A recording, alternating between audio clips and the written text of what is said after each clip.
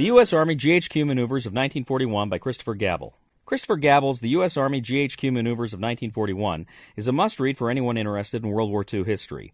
The work details the war games that took place in Louisiana and the Carolinas in September and November of 1941, just before America was drawn into the war. The commander's assumptions about the use of armored warfare and air support were put to the test during these games, as were the conventional infantry and artillery doctrines. The planners, and others watching closely, like U.S. Army Chief of Staff George Marshall, wanted to see how the United States military would stack up in a modern contest.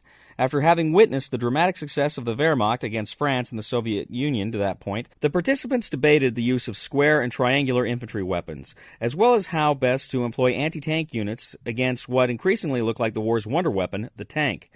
Particularly interesting were the formulas developed by the planners and enforced by the umpires that dictated which units could advance from an engagement and which units were required to fall back. The book concludes with lessons learned from the exercise by the military and civilian leaders of the day and the author's own assessments of the games. The book can be a little dry at times, but coming in under 200 pages, it's a pretty quick read. What is very interesting here are the personalities that stand out and give a foreshadowing of the officers' abilities during the war. For instance, George S. Patton's penchant for motion and audacity was on display when he sent his armored division around his opponent in a mad dash through Texas in order to threaten Shreveport, the enemy's base of operations, often buying gas for his tanks at civilian filling stations and paying for it out of his own pocket instead of waiting to be supplied through regular channels.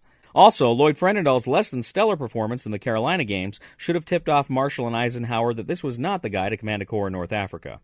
This book was invaluable to me when I was writing my Ph.D. dissertation, and I highly recommend it.